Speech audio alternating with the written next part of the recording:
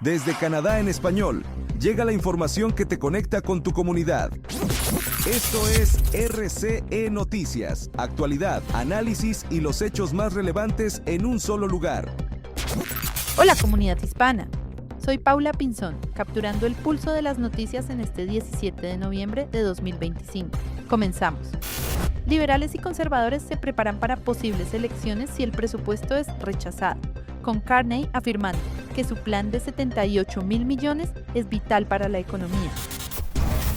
En Ottawa, crece la tensión política a solo horas de una votación crucial sobre el presupuesto federal, prevista para este lunes 17 de noviembre. Se trata de una moción de confianza, lo que significa que si el presupuesto no es aprobado, podría desencadenarse una nueva elección federal en pleno otoño canadiense. El jefe de bancada del gobierno liberal, Mark Gerretsen, aseguró que el Partido Liberal está listo para unas elecciones si se convocan, aunque insistió en que los canadienses no quieren volver a las urnas tan pronto. El gobierno del primer ministro Mark Carney, que es minoritario, necesita al menos 2 votos de la oposición para que el presupuesto pase. Después de que un diputado conservador se uniera a los liberales este mes, el partido de Carney cuenta con 170 escaños, incluyendo al presidente de la Cámara, que solo vota en caso de empate. Para aprobar el presupuesto se requieren 172 votos.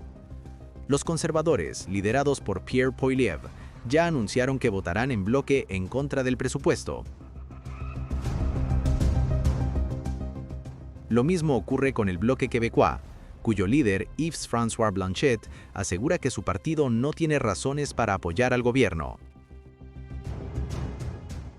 Esto deja el poder de decisión en manos del nuevo Partido Democrático, que tiene 7 escaños y aún no ha confirmado cómo votará.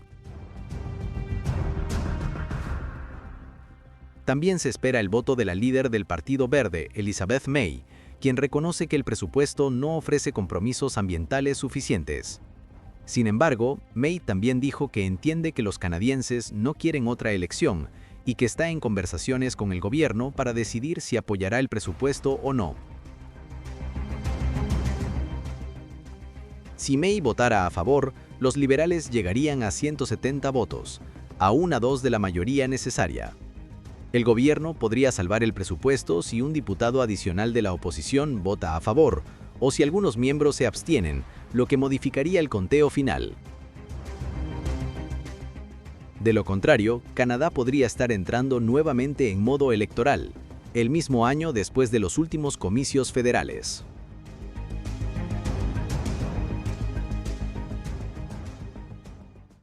Pediatras de Quebec protestan contra el proyecto de ley 2, advirtiendo que las cuotas de atención ignoran la salud preventiva infantil y podrían provocar un éxodo de especialistas, dejando a miles de niños sin cuidado oportuno.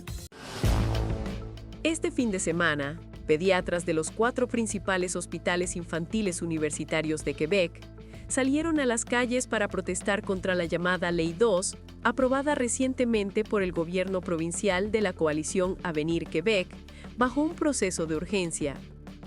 Las manifestaciones se realizaron el domingo 16 de noviembre frente al Hospital Saint-Justin y al Montreal Children's Hospital en Montreal. También en el Centre Mère Enfant Soleil en la ciudad de Quebec y en el Hospital Florimont en Sherbrooke. En cada sitio participaron más de 70 profesionales, muchos de ellos usando pequeños cuadrados azules y globos, símbolos de solidaridad en el movimiento. La Ley 2 cambia directamente la manera en que se paga a los médicos en Quebec. A partir de ahora, un 10% de su remuneración dependerá del cumplimiento de metas de rendimiento, como la cantidad de citas atendidas o el número de cirugías realizadas. Además, la ley prohíbe cualquier acción concertada, lo que los médicos consideran una forma de presión legítima, y establece multas que pueden llegar a los $20,000 por día. Los pediatras advierten que este modelo pone más énfasis en la cantidad que en la calidad del cuidado. Temen que los nuevos criterios clasifiquen erróneamente a muchos niños como no vulnerables, limitando su acceso a servicios esenciales. También alertan sobre un posible cierre de clínicas familiares en regiones como la Gaspésie, lo que dejaría a miles de personas sin médico de familia. Y hay un riesgo real de pérdida de profesionales. El Colegio de Médicos de Nuevo Brunswick reportó que solo en octubre recibió 40 solicitudes de médicos quebequenses que buscan permiso para trabajar fuera de la provincia. Normalmente reciben apenas 3 o 4 solicitudes al mes. La Federación de Médicos Especialistas de Quebec ya presentó una impugnación en los tribunales argumentando que la ley afecta la práctica médica y podría perjudicar la atención a pacientes complejos, como los niños que requieren diagnósticos oncológicos o tratamientos especializados, que no se pueden resolver en 5 minutos, como dicen algunos pediatras. El gobierno defiende la Ley 2, asegurando que es necesaria para atender a 1,5 millones de personas en la provincia que no tienen médico de familia. Sin embargo, los profesionales de la salud insisten en que el problema no se resuelve con presión, sino con inversión y mejores condiciones de trabajo. Para las próximas semanas, los organizadores ya anunciaron una gran concentración en el Centre Bell de Montreal, prevista para el 9 de diciembre. Los gigantes del streaming como Netflix y Spotify se oponen a las cuotas de contenido en francés de Quebec, argumentando que las regulaciones provinciales limitan la innovación y la calidad. En Quebec crece la confrontación entre el gobierno provincial y los gigantes del streaming global. Plataformas como Netflix, Spotify, Apple Music y YouTube han intensificado su oposición al proyecto de Ley 109, una legislación que busca priorizar el contenido en francés en todas las interfaces y algoritmos disponibles para los usuarios quebequenses. El proyecto, presentado en mayo de 2025, obligaría a que aplicaciones como Netflix o Spotify aparezcan por defecto en francés y que entre un 20 y un 30% de las recomendaciones de películas, series, música y podcasts correspondan a producciones francófonas o quebequenses. También abre la puerta a que estas plataformas inviertan más en contenido local, siguiendo modelos europeos y las regulaciones federales adoptadas en Canadá en 2023. El ministro de Cultura, Mathieu Lacombe, defiende la iniciativa como esencial para proteger la soberanía cultural de Quebec en un contexto donde el 80% del contenido consumido en la provincia es en inglés. Para el gobierno, la ley sería una herramienta para impulsar la industria creativa, que ya aporta $1,500 millones anuales. Pero la reacción de las plataformas ha sido contundente. En cartas formales enviadas a la Asamblea Nacional, Netflix y YouTube advirtieron que las cuotas limitarían la personalización de los algoritmos y afectarían la experiencia del usuario, reduciendo el tiempo que pasan en sus aplicaciones. Spotify y Apple Music señalaron que estas restricciones podrían empujar a los oyentes hacia servicios no autorizados o piratas y que fragmentarían el mercado musical global. El proyecto de Ley 109 se someterá a votación hacia finales de 2025. Con sanciones de hasta $300,000 por incumplimiento, la batalla promete escalar, mientras el primer ministro François Legault insiste: la cultura no es negociable.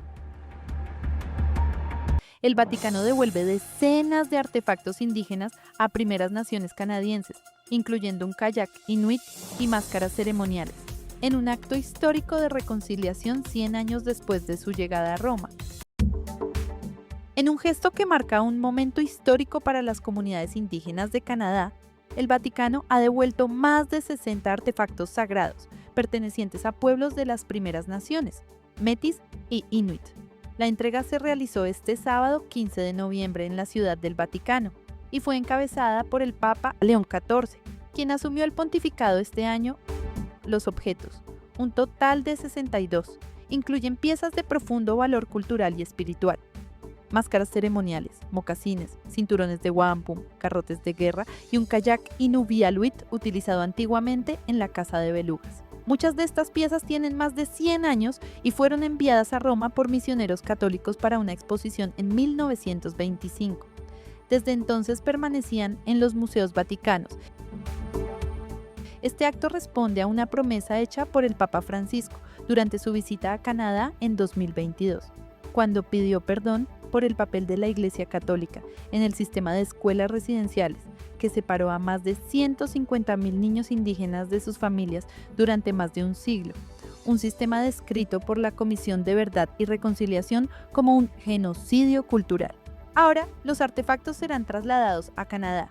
Llegarán primero al Museo Canadiense de la Historia, en Gatineau, donde expertos indígenas y ancianos evaluarán su estado y definirán a qué comunidades deben regresar. Las organizaciones nacionales indígenas coordinarán la repatriación final.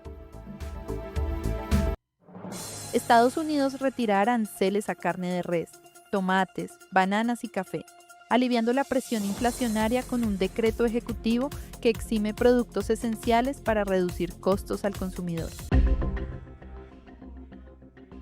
El presidente de Estados Unidos, Donald Trump, firmó el viernes una orden ejecutiva para reducir los aranceles estadounidenses a las importaciones agrícolas como carne de res, plátanos, café y tomates, en medio de la presión sobre el gobierno para que reduzca el costo de vida de los estadounidenses. La orden presidencial estipula que algunos productos agrícolas estarán exentos de los aranceles recíprocos impuestos en 2025, tras analizar factores como la capacidad de producción nacional de ciertos artículos en Estados Unidos. El 2 de abril, Trump emitió una orden ejecutiva que modificó sustancialmente la política comercial estadounidense al imponer aranceles mínimos del 10%. A este arancel mínimo se añadieron recargos específicos para países y productos. El Tesoro de Estados Unidos comenzó a obtener ingresos sustanciales, pero al mismo tiempo la inflación se ha disparado en el país. Tras una revisión inicial el 5 de septiembre, Trump ahora considera que la demanda interna actual de ciertos productos y la capacidad estadounidense para producirlos justifican una mayor reducción de los aranceles. El gobierno Trump ha reconocido las preocupaciones sobre el costo de vida que enfrentan los estadounidenses y que motivaron el castigo electoral que sufrieron los demócratas hace un año. El precio del café subió un 20% en agosto y septiembre. Según los últimos datos oficiales disponibles, los precios al consumidor de la carne de res y de ternera aumentaron casi un 15% interanual en septiembre. Estados Unidos anunció el jueves acuerdos arancelarios que apuntan a la reorganización de su política comercial con Argentina, Ecuador, El Salvador y Guatemala, todos ellos importantes productores de insumos como el café, la carne de res y fruta. Además de las rebajas arancelarias, Trump anunció hace una semana una investigación sobre las prácticas de las empresas empacadoras de carne, a las que acusa de coludirse para fijar los precios. Trump cambia de postura y pide difusión de archivos Epstein, instando a republicanos a votar por su desclasificación tras correos que lo vinculan, alegando que expone más a demócratas como Clinton. Ante la creciente presión dentro de su propio partido, Donald Trump ha dado marcha atrás. El presidente de Estados Unidos afirmó que todos los archivos relacionados con Jeffrey Epstein deberían hacerse públicos después de haber intentado previamente bloquear la medida. Los republicanos de la Cámara de Representantes deberían votar a favor de la publicación de los archivos de Epstein, porque no tenemos nada que ocultar y es hora de dejar atrás este engaño demócrata perpetrado por lunáticos de la izquierda radical para desviar la atención del gran éxito del Partido Republicano, incluyendo nuestra reciente victoria sobre el shutdown demócrata.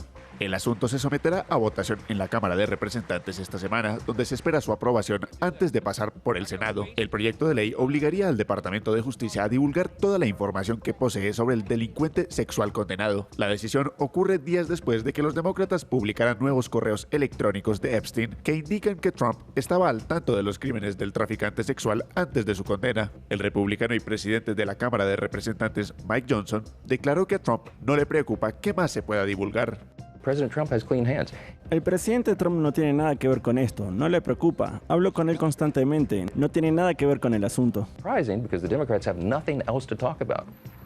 Trump ya había intentado sofocar las peticiones de total transparencia de su propio partido, aunque algunas seguidoras como la representante Marjorie Greene persisten en sus exigencias. Es por las víctimas. Estas mujeres han estado esperando durante décadas y el pueblo estadounidense lo ha exigido. Por lo tanto, el pueblo estadounidense merece ver transparencia por parte de su gobierno. Mientras tanto, en lo que parece un desvío de la atención de su propia implicación en los archivos, Donald Trump ha pedido al Departamento de Justicia que investigue los presuntos vínculos de Epstein con demócratas de alto perfil, incluyendo a Bill Clinton y al exsecretario del Tesoro, Larry Summers. Y eso culmina esta edición, queridos amigos. Gracias por su sintonía. Un cálido saludo a Ana Gómez de Toronto, en la provincia de Ontario. Soy Paula Pinzón, nos reencontramos mañana. Hasta la próxima. Suscríbete, dale like y comparte, porque la información no se detiene. Y nosotros tampoco. Esto fue RCE Noticias. Mantente informado todos los días con las noticias más relevantes de Canadá y del mundo hispanohablante. Sigue conectado a nuestra programación y no te pierdas las próximas emisiones. Aquí, en Canadá en Español. Hasta la próxima.